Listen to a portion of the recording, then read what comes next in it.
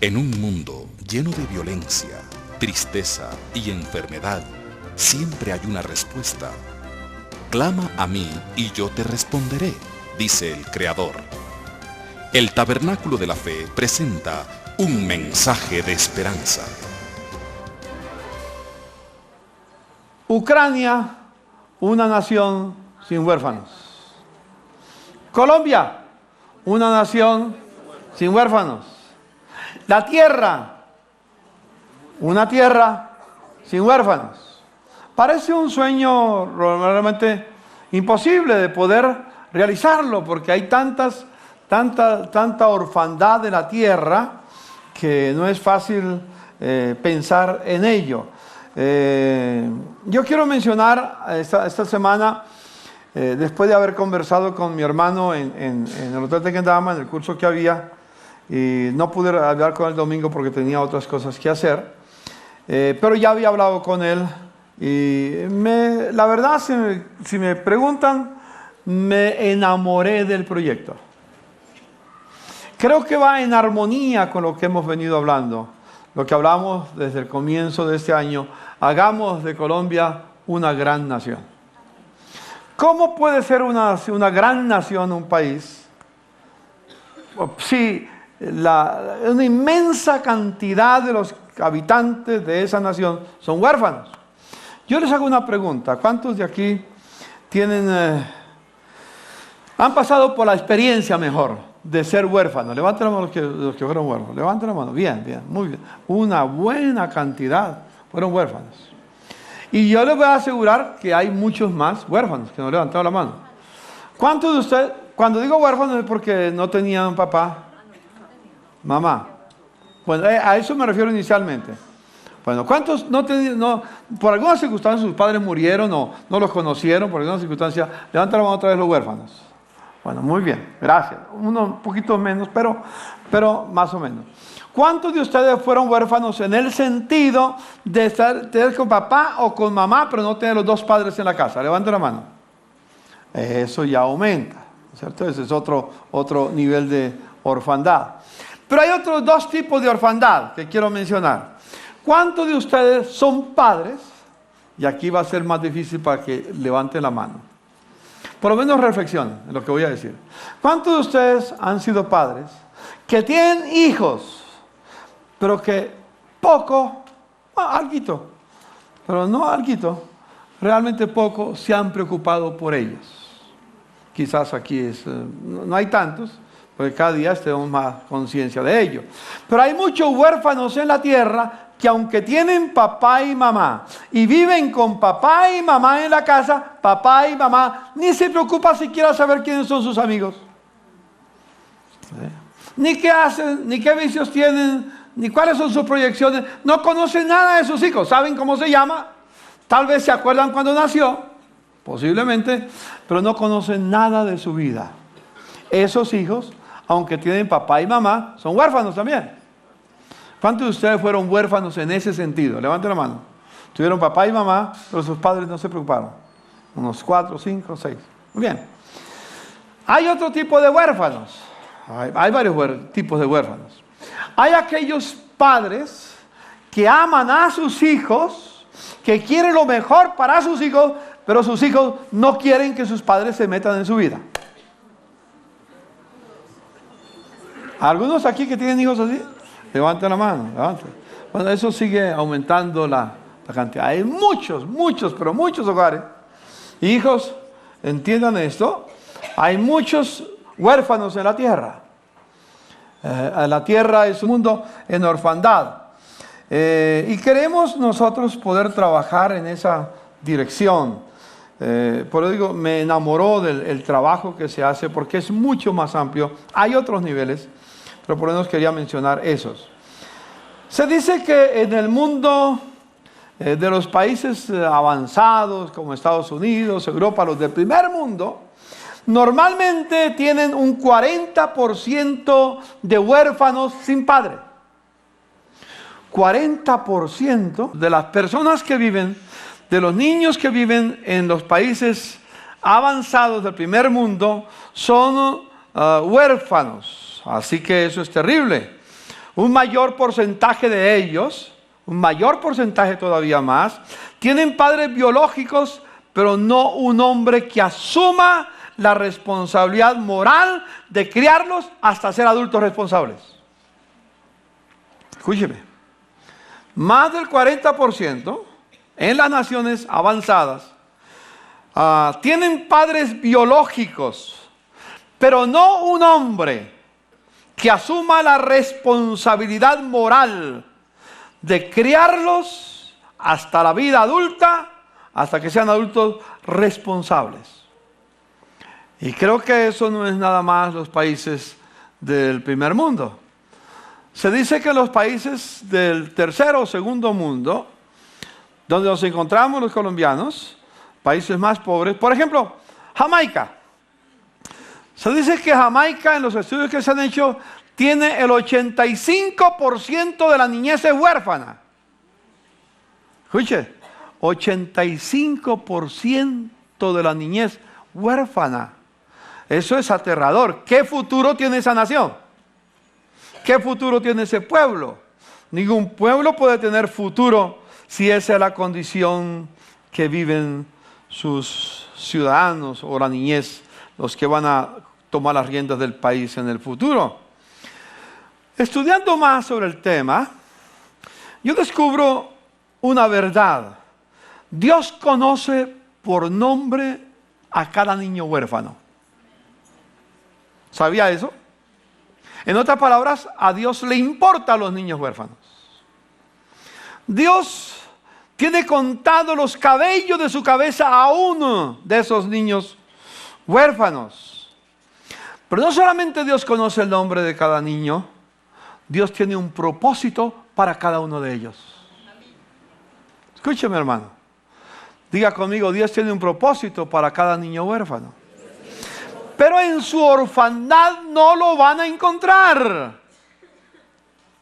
No lo van a encontrar.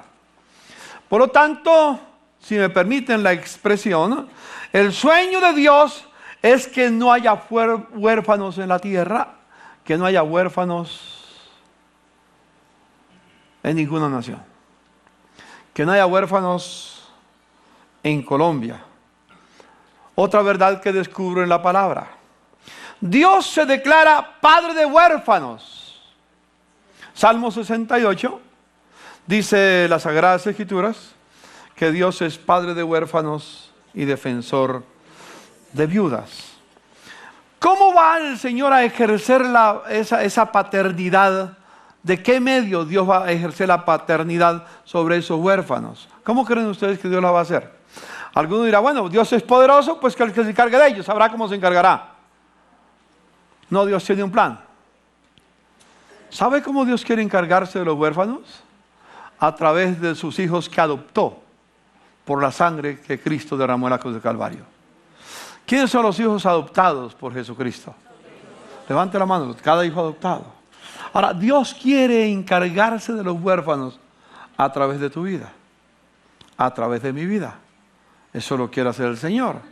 Así que es responsabilidad nuestra decirle a Dios, sí, Señor.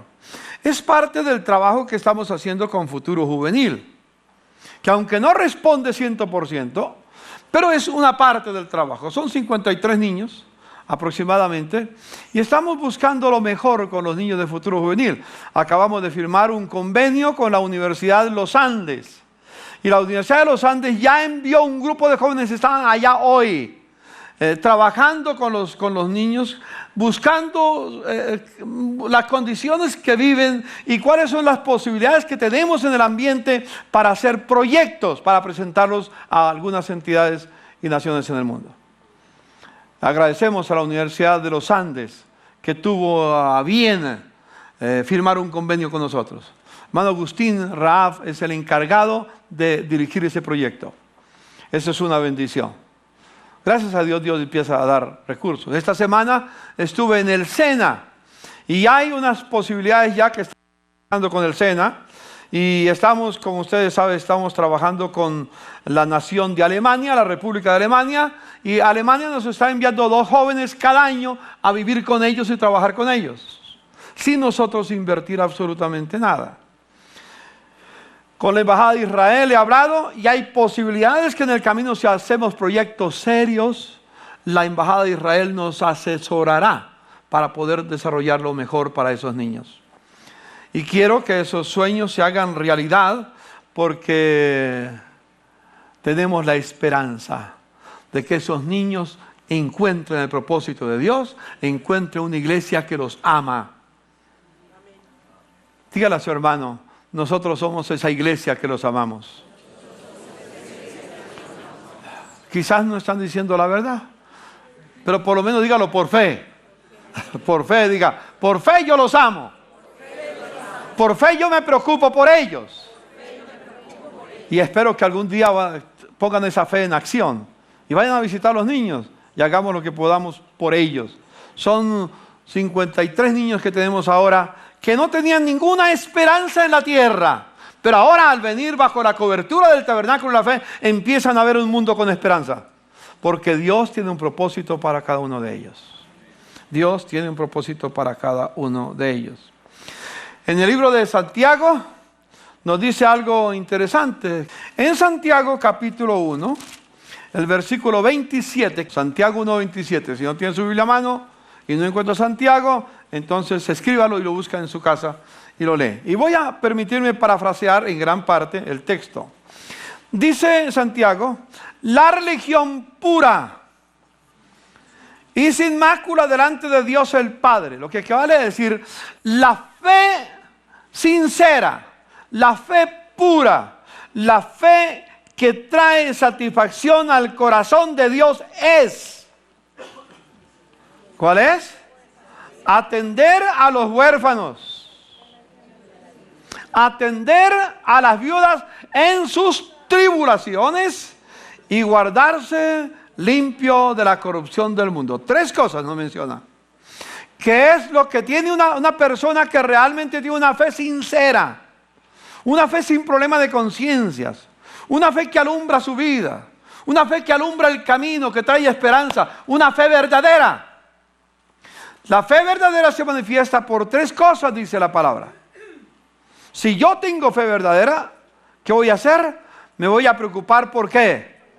Por los huérfanos. Escúcheme, por los huérfanos. ¿Te preocupas por los huérfanos? ¿Oras por ellos? ¿Busca la forma de ayudar a los huérfanos? Quizás no lo sabías, pero eso es una señal de la fe verdadera. Segunda señal es ayudar a las viudas en sus tribulaciones, en sus momentos difíciles. ¿Te preocupas por ellos? Y tercero, guardarse de puro, sin mancha, limpio de este mundo corrupto. Tal vez la mayoría de ustedes, si les preguntara, ¿cuántos tratan de vivir una vida que agrade a Dios, una vida limpia, una vida sin corrupción del mundo? Yo creo que la mayoría levanta la mano, que aunque no somos perfectos, pero buscamos hacerlo. Ok, es una señal muy buena, pero no basta. La fe que nos lleva a vivir una vida limpia, que no está acompañada de amor por los pobres, es una fe débil. Es una fe que no es completa. Una fe que nos lleva a no preocuparnos por las viudas cuando pasan en sus dificultades. No es una fe verdadera. Eso no es mi palabra, es la palabra del Señor. Desafortunadamente, la religión que hemos recibido, que nos ha influenciado en América Latina, nos tiene contaminados y nos tiene prisioneros en ese campo. Les voy a contar una historia. Hace unos 7, 8 años, algo así, más o menos, 9 años, no recuerdo exactamente, pero era el doctor Londoño, ministro del Interior en su momento. Él hizo unas declaraciones un poco desafortunadas contra las iglesias cristianas evangélicas y acuñó una frase, iglesias de garaje, que se acuerdan de la famosa frase, iglesias de garaje, diciendo de todos nosotros los cristianos. Yo en el momento era presidente del Consejo Evangélico de Colombia. Supe la expresión y llamé al doctor Londoño, le pedí una cita. Él muy generosamente me concedió la cita. Fuimos, hablamos y aclaramos el concepto que él tenía de iglesia de garaje. Fue una relación muy linda, la historia es larga, pero no tengo tiempo de entrar en detalles. Llegamos a un punto central. Me dice, pastor, quiero compartirle una necesidad que tenemos en el gobierno, porque yo le hablé de mi trabajo que tenía como presidente de Iglesia Evangélica, yendo a distintos lugares para buscar la paz. Las FARC habían matado a algunos pastores en estos días, el ELN estaba secuestrando pastores, y lo mismo hacían las autodefensas. Yo había hecho un viaje a Santa Fe de Railito para estar allá con Mancuso, estuve con Mancuso en su campamento, y con otros líderes de las autodefensas, hablar por qué nos estaban persiguiendo, dieron la libertad de hablar, hablé con el ELN en Cuba y logramos aplacar la persecución contra la iglesia. Pero cuando estaba con Mancuso, me dijo, pastor, acompáñame aquí atrás, quiero mostrarte algo, para que vea la crisis que tenemos, y él quería justificar con eso la guerra que estaban llevando. Me llevó a un sitio que tenía un campamento atrás. Había como unos 150 hombres adultos, niños de 7 años, de 10 años, de 12 años, sin piernas y sin brazos.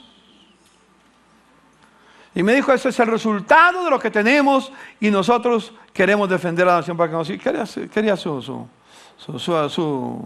justificación, que yo no entré en el detalle, pero me causó dolor.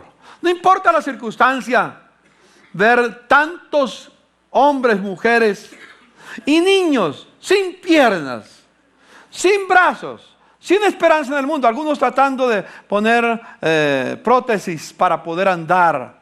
No tenían prótesis para todos. Me decían, pastor, ayúdanos a conseguir prótesis para toda esta gente. Era un costo enorme. Hicimos lo que fue posible. Yo le conté al doctor Londoño lo que había pasado. Le dije, doctor Londoño, quiero que sepa, he estado con Mancuso por esta y esta circunstancia. Y él me dijo, pastor, precisamente tú tocas un punto muy interesante. Nosotros estamos tratando de sacar los niños que están en el conflicto armado, secuestrados por la FARC, por el ELN o por las autodefensas, sacarlos de ese medio y darles un mundo distinto, diferente. Pero es tan desafiante el trabajo que tenemos que el Estado no puede hacerse cargo de ellos.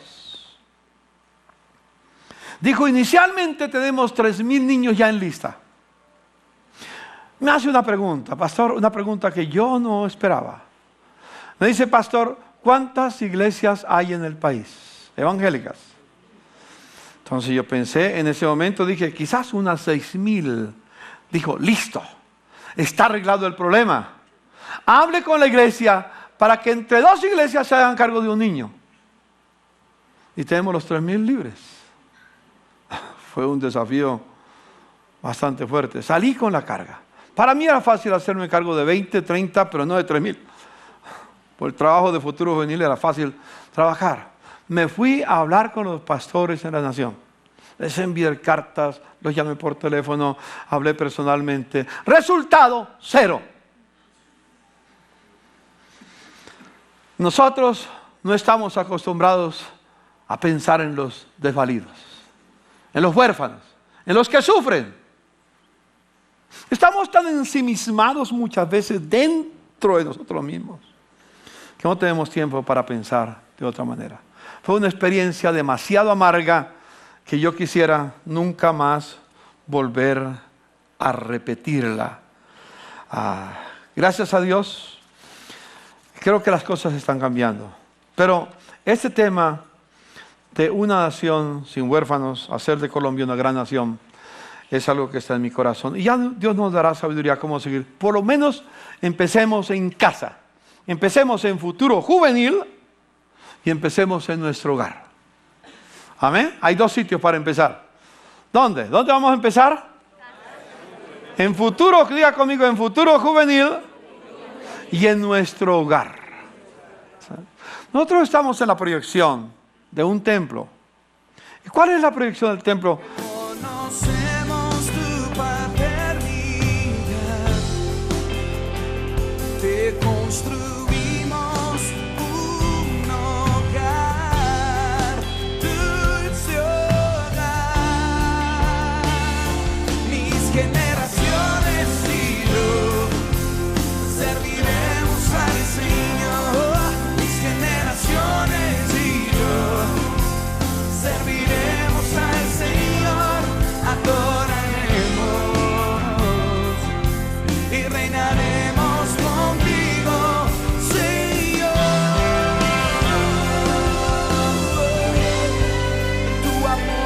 está sanando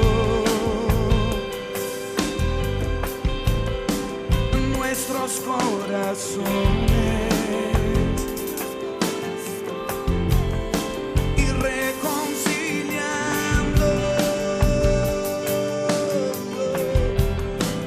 las generaciones.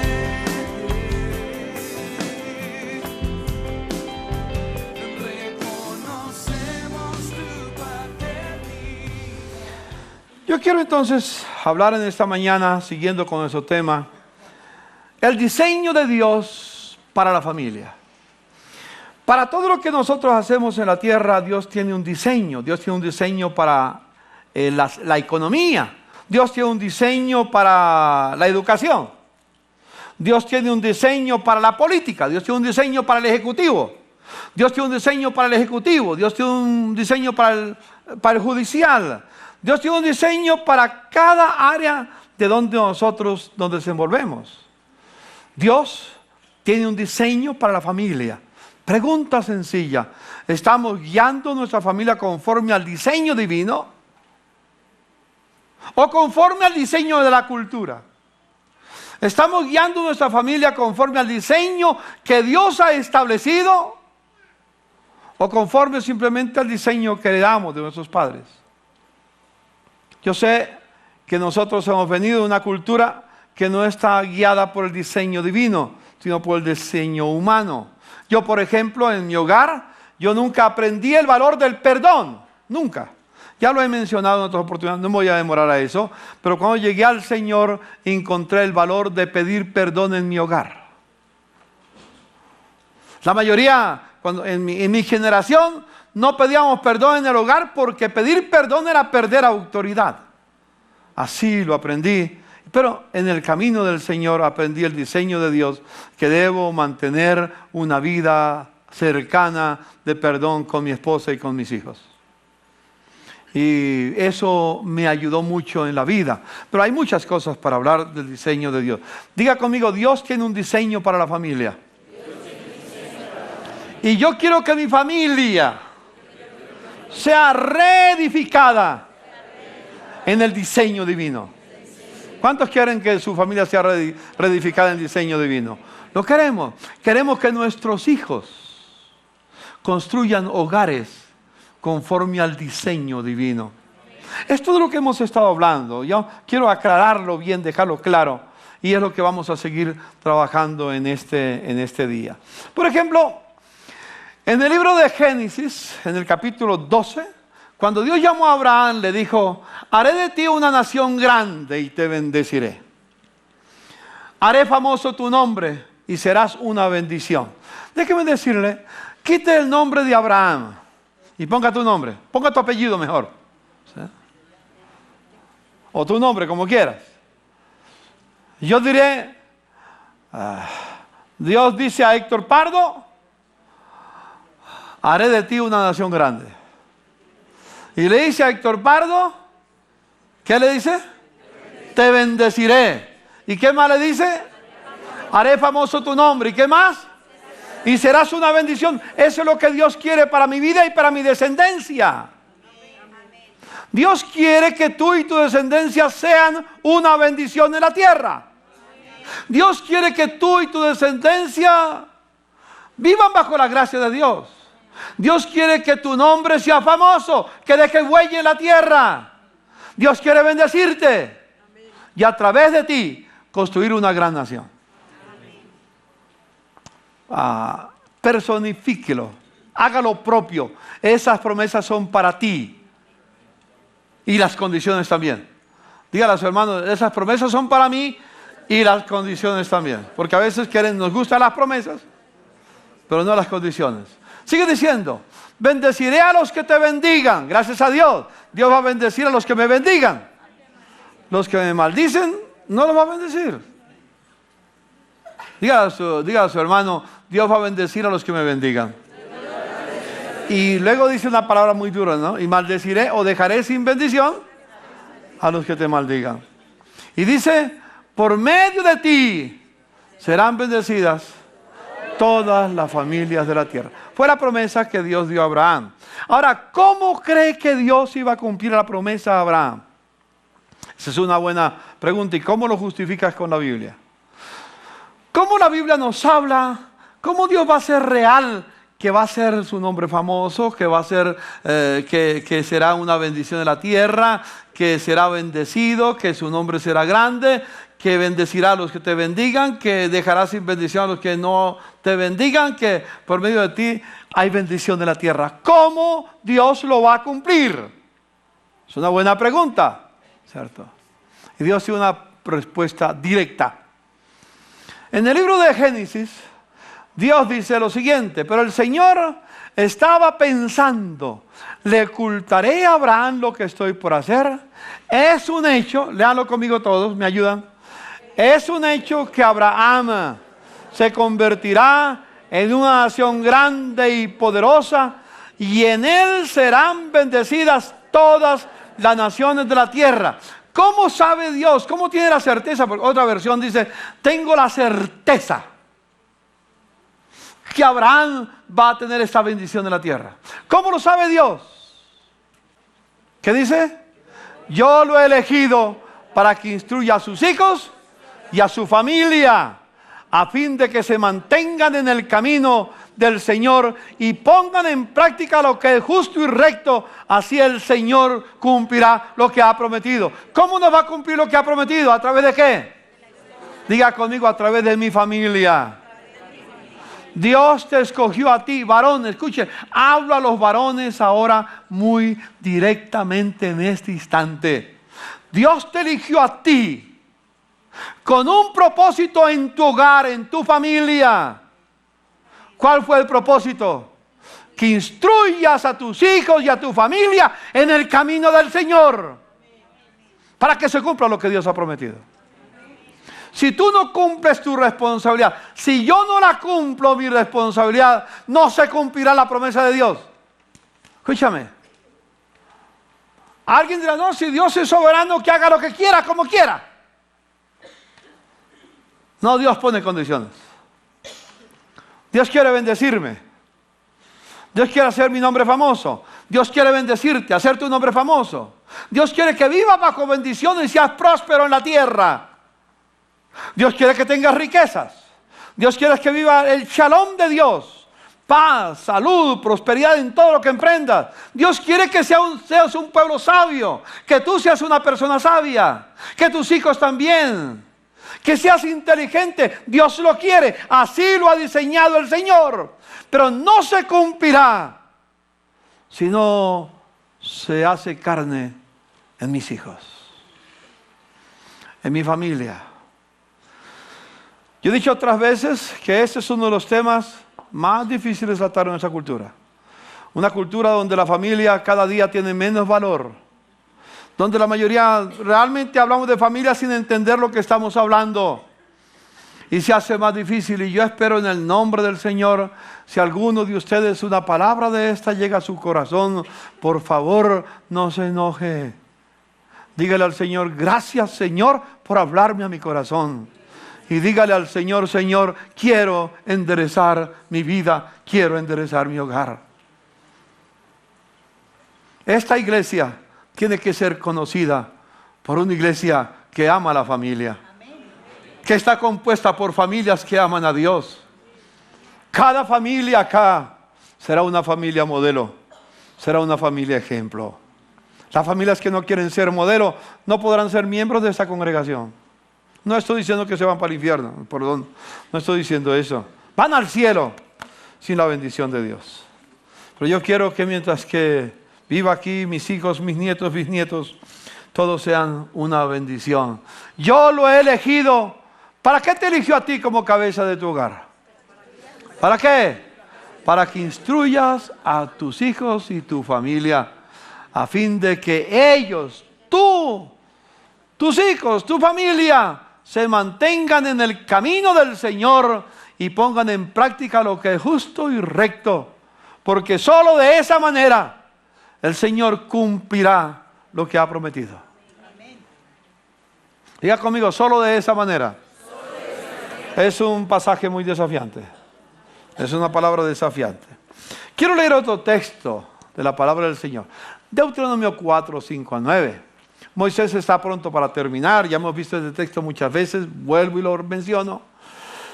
Y dice estas palabras Moisés al pueblo. Miren, yo les he enseñado los preceptos y las normas que me ordenó el Señor mi Dios, para que ustedes las pongan en práctica en la tierra a la que van ahora a tomar posesión. Obedézcanlo y póngalos en práctica. Así demostrarán su sabiduría e inteligencia ante las naciones. Ellas oirán todos estos preceptos y dirán, en verdad, este es un pueblo sabio e inteligente. Esta es una gran nación. Y yo, permítame parafrasearlo. La gente va a decir, esta es una familia sabia e inteligente. Esta es una gran familia. Digan conmigo, eso es lo que Dios quiere que la gente diga de mi familia. Que es una familia sabia, inteligente, una gran familia. ¿Qué otra familia hay? Déjeme parafrasearlo. ¿Qué otra familia hay tan grande como la nuestra? ¿Qué nación o qué familia tiene dioses tan cerca de ella como lo está de nosotros el Señor nuestro Dios cada vez que lo invocamos? ¿Y qué nación, qué familia hay tan grande que tenga normas y preceptos tan justos como toda esta ley que hoy les expongo? Y termina diciendo estas palabras, pero tengan cuidado. Presten atención y no olviden las cosas que han visto sus ojos, ni las aparten de su corazón mientras vivan. Cuéntensela a quién, a sus hijos, y así que todo con la familia. Cuéntensela, compártansela a sus hijos y a sus nietos. Puede ser que algunos esta mañana me puedan decir, pastor, ese mensaje ya no es para mí porque mis hijos ya están grandes. Ya, ¿qué puedo hacer? Déjeme decirle, nunca es tarde. Diga conmigo, nunca es tarde. Lo lindo hubiera sido comenzar del principio. Tal vez es más difícil ahora, pero no imposible. El Señor está contigo. Si toma la decisión de dar un paso como el Señor quiere. Después dice el Señor estas palabras. Escucha, Israel. El Señor nuestro Dios es el único Señor. Ama al Señor tu Dios con todo tu corazón, con toda tu alma y con todas tus fuerzas. Grábate en el corazón estas palabras que hoy te mando. Léanlo conmigo.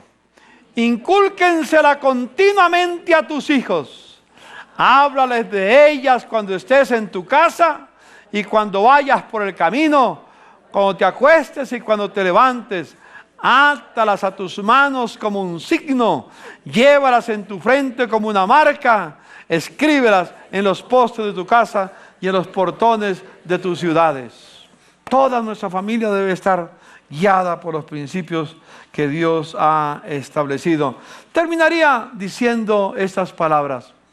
Él hará que los padres, ¿qué dice? ¿Lo leen ustedes en voz alta?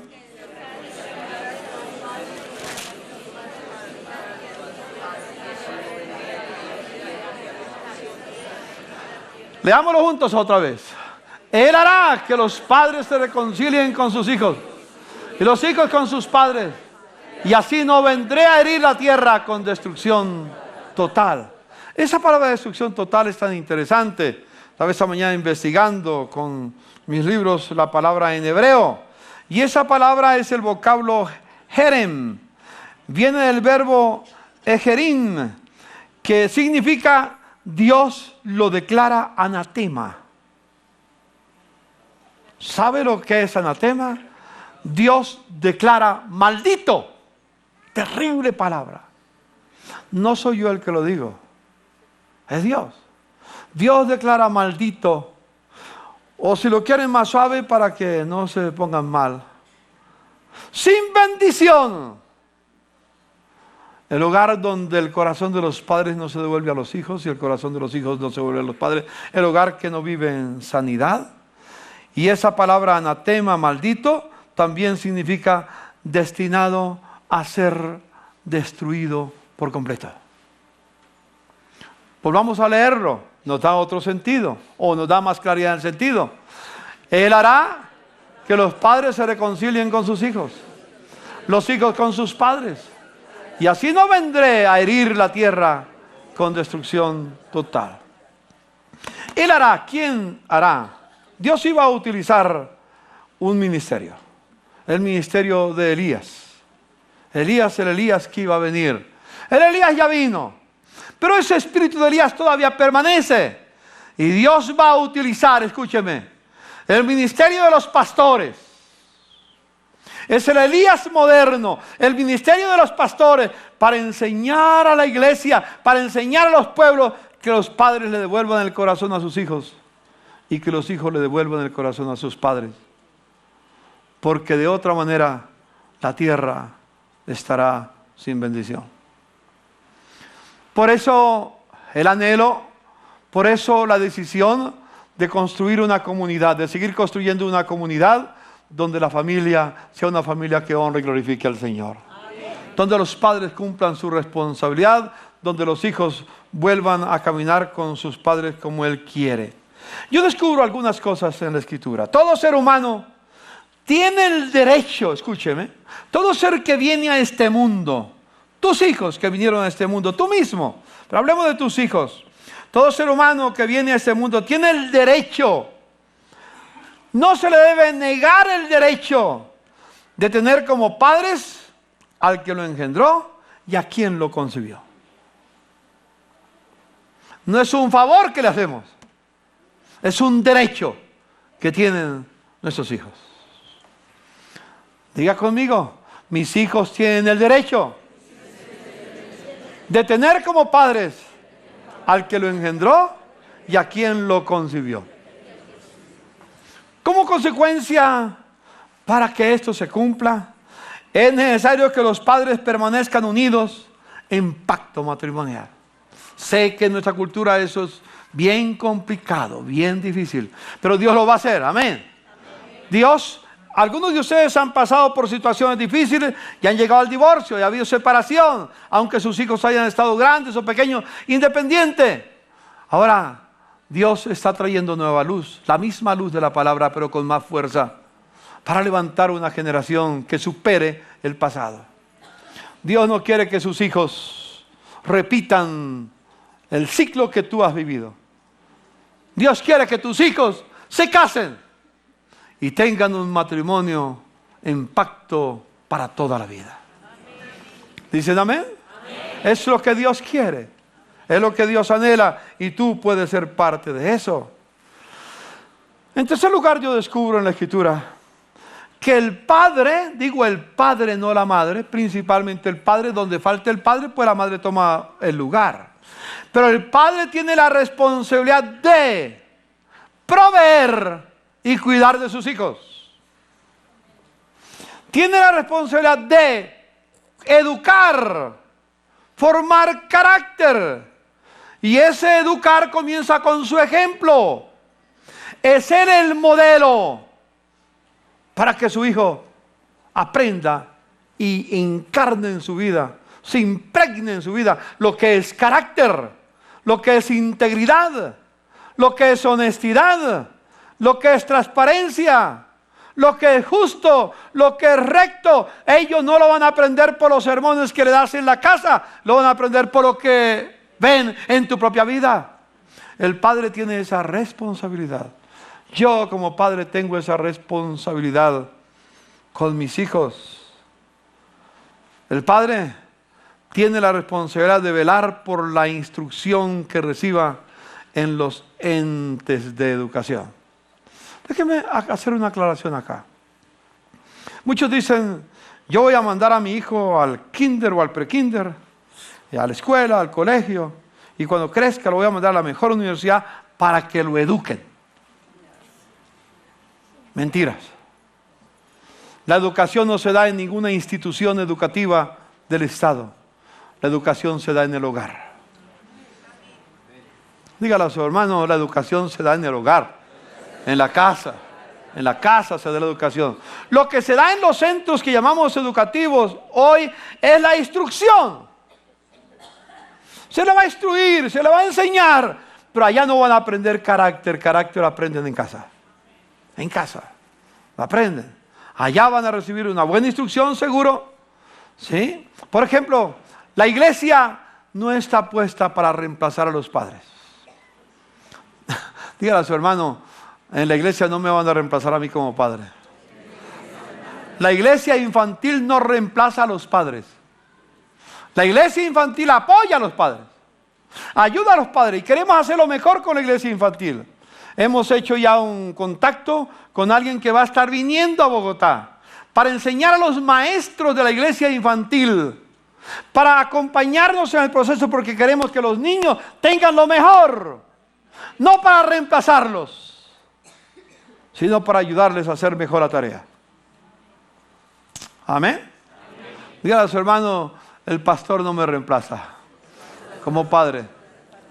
Esa responsabilidad es indelegable. Yo tengo la responsabilidad.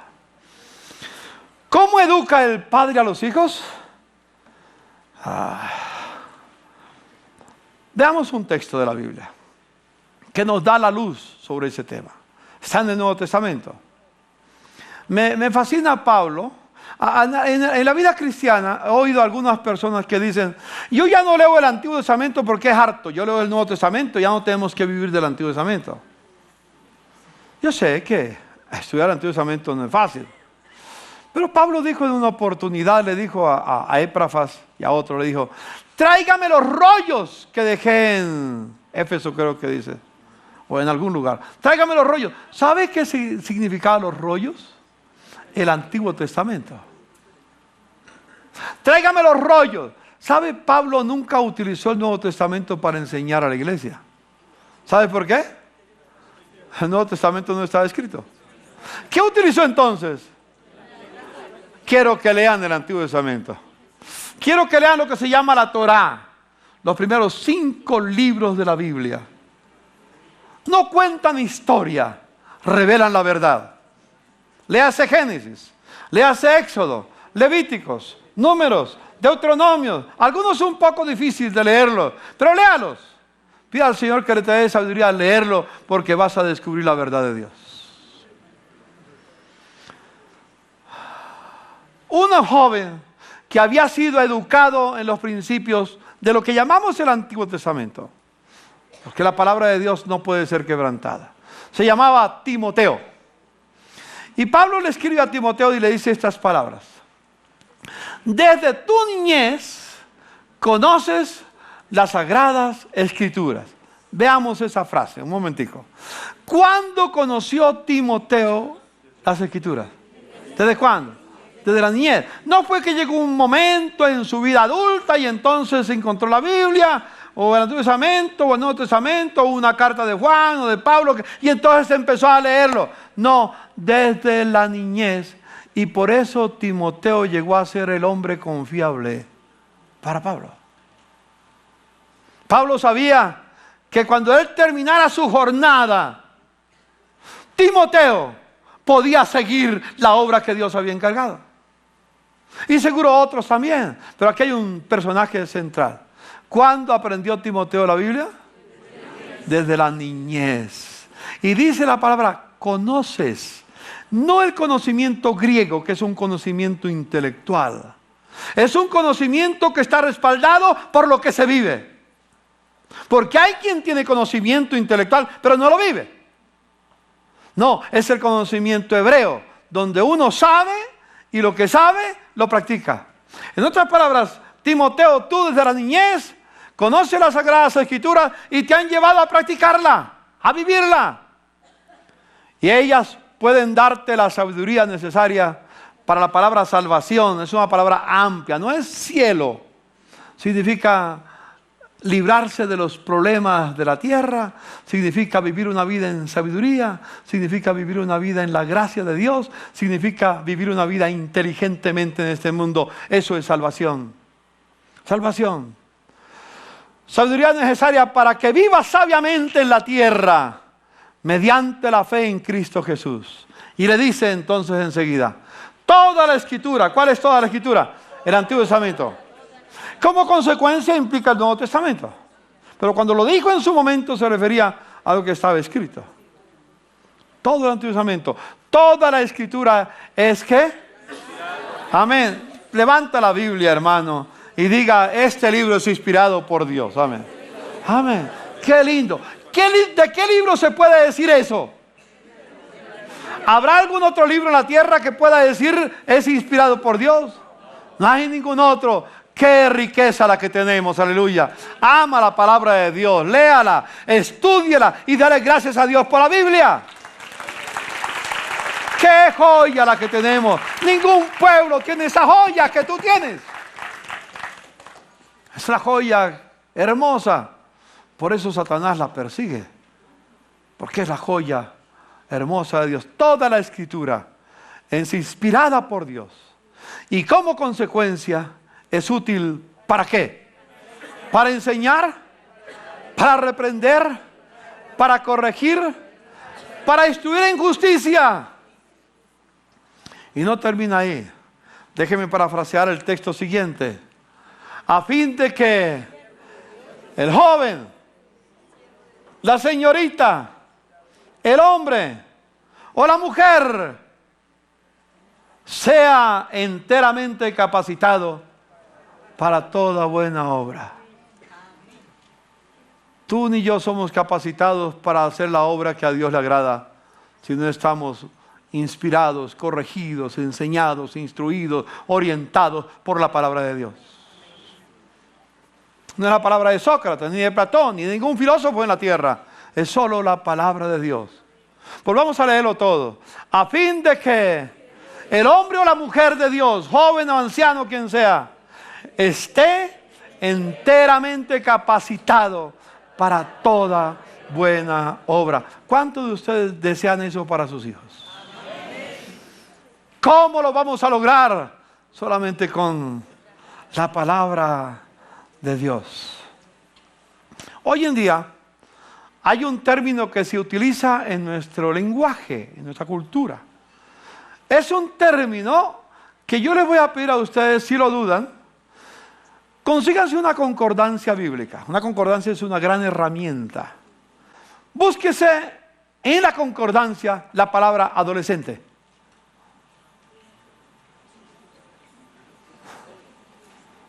No existe. Dígale a su hermano, no existe. Pero es la que utilizamos. Esa es una palabra que nos inventamos en el camino para tratar de responder a lo que hemos negado. Queremos suplantar una verdad usando otra palabra que no tiene significado, el significado que debía de tener. La palabra adolescente es para definir normalmente no solamente la identidad, la crisis de identidad del joven, en fin, su cambio de voz y todo, no, incluye eso, pero ese no es el propósito. Es para distinguir, o mejor, para graduar, usemos esa palabra, a un niño que está en transición para ser un adulto responsable.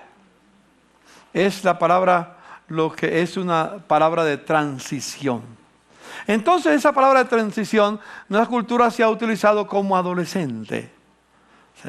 Y cuando tú lees la palabra y la estudias, tiene cosas lindas, hermosas, no lo niego, pero eso no lo enseña la Biblia. La palabra adolescente, en la investigación que hice, no es una investigación exhaustiva, pero hasta donde hice, fue introducida en 1904 por el psicólogo educador Stanley Hall. Stanley Hall. Para referirse a ese periodo de transición entre la niñez y la responsabilidad de adulto. Ahora, la Biblia no usa esa palabra. ¿Qué utiliza la palabra? Responsable. Responsable. No adolescente. Responsable. Yo le hago una pregunta. ¿Cuándo se gradúa un joven nuestro de responsable?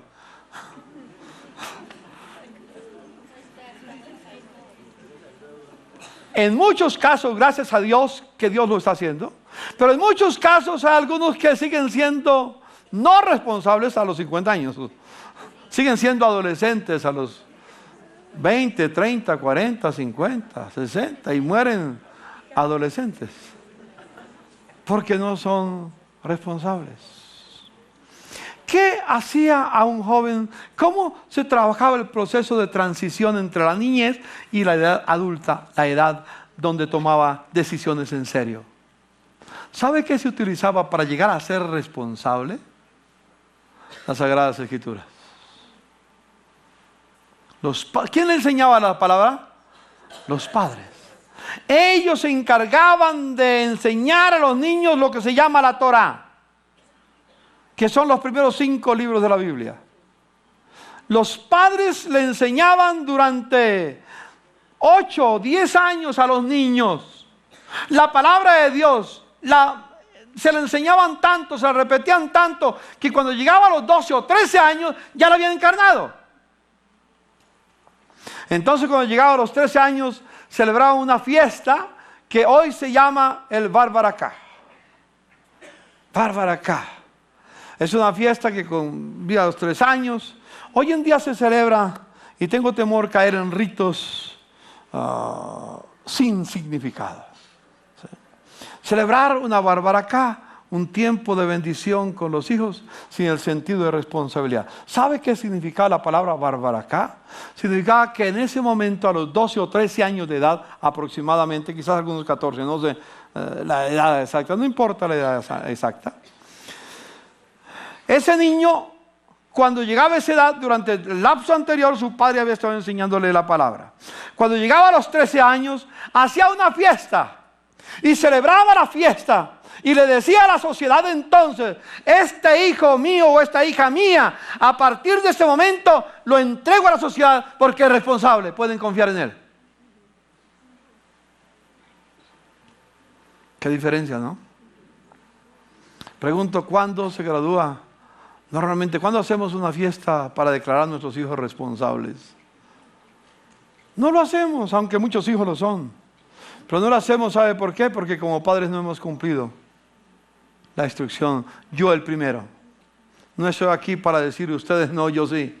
No, yo no lo hice porque no conocía, no entendía mejor esta verdad. Yo creía que eso era para otros, no para mí. Pero el Señor me ha hablado y me dice: aunque no lo hiciste, yo te apoyé, te defendí. Pero dile a mi pueblo que deben enseñar a sus hijos a ser responsables. Y quien tiene que enseñarles esa responsabilidad son los padres. El papá, cabeza de esa verdad. La madre, ayuda idónea para que esa verdad se haga realidad. La madre no contradice al padre. ¿Han visto tantos hogares donde normalmente el juego del adolescente que llaman, el adolescente quiere salirse con la suya, ¿no? Entonces va donde mamá y le dice: mamá, quiero hacer tal cosa. La mamá le dice: no. Entonces el chico astuto se va donde el papá y le dice: papá, quiero hacer esta cosa. Mi mamá dijo que no, pero yo vengo a decirle así. Y el papá entonces, por congraciarse, le dice: hágalo, mijo. Y entonces él sale feliz y papá y mamá se quedan peleando. Yo le digo a los padres: padres, aunque no estén de acuerdo, en el momento en que papá dice algo, tú como madre, aunque no estés de acuerdo, apóyalo. Si papá lo dijo, hay que hacerlo. No cuestiones el mandamiento del padre.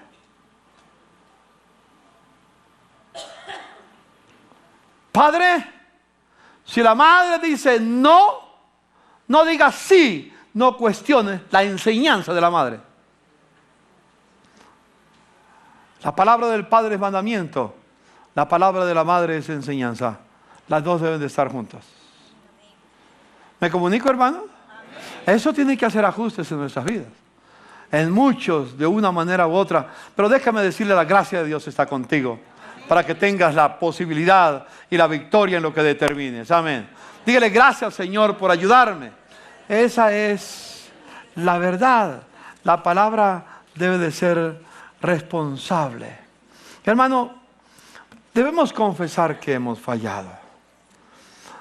Yo, para terminar, diría: estamos deseosos, y si tú vas por muchas partes en la iglesia, queremos un avivamiento. Y muchos han llegado aquí para decirme: pastor, ¿por qué no traemos a fulano de tal para que predique en la iglesia, para que haya avivamiento en la iglesia? Y yo sé que lo que están haciendo es bueno, pero déjeme decirle El avivamiento no comienza en actividades grandes, que son buenas. Yo bendigo a los que tienen ese don, amén. Es una bendición, hombres y mujeres que tienen ese don.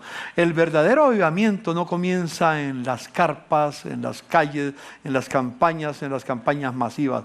El verdadero avivamiento comienza en el hogar.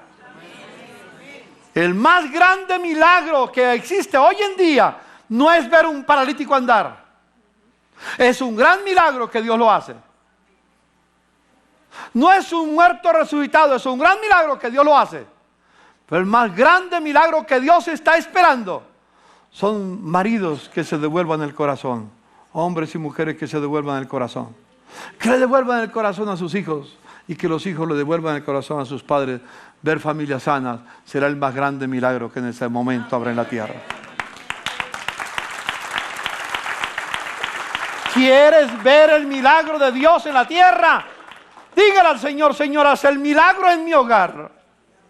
Quiero que mi hogar sea un ejemplo para la tierra. Ese es el llamado del Señor. Y entonces Dios te bendecirá. Entonces tu nombre será grande. Entonces hará de su descendencia una gran descendencia. Entonces los demás dirán: esa familia vale la pena. Esa familia trajo bendición a la tierra. Es la promesa de Dios, pero es nuestra responsabilidad también. Inclinemos el rostro. Tiempo se nos acabó. Seguiremos con el tema, pero guárdenlo en su corazón.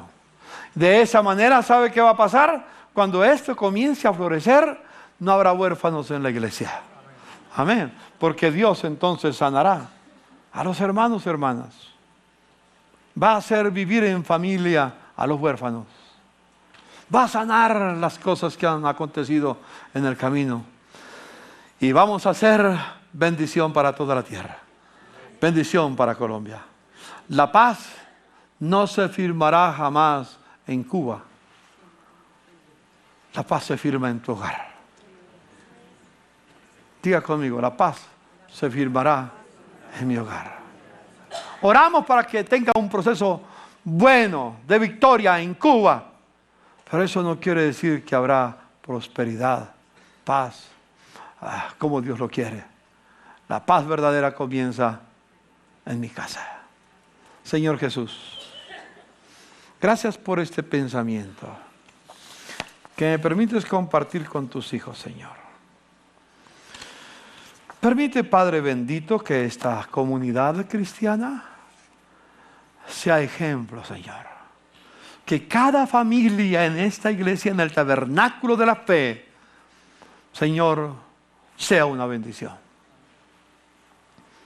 Te pido, Señor, también porque cada familia en las iglesias cristianas, en las comunidades cristianas, se conviertan en familias bendición, Señor. Que todas las congregaciones, grandes o pequeñas, podamos ser luz en la densa oscuridad que gobierna la tierra. En el nombre de Jesús. Amén. Amén, mis hermanos. Les bendigo, les amo. Y quiero ver sus hogares en victoria.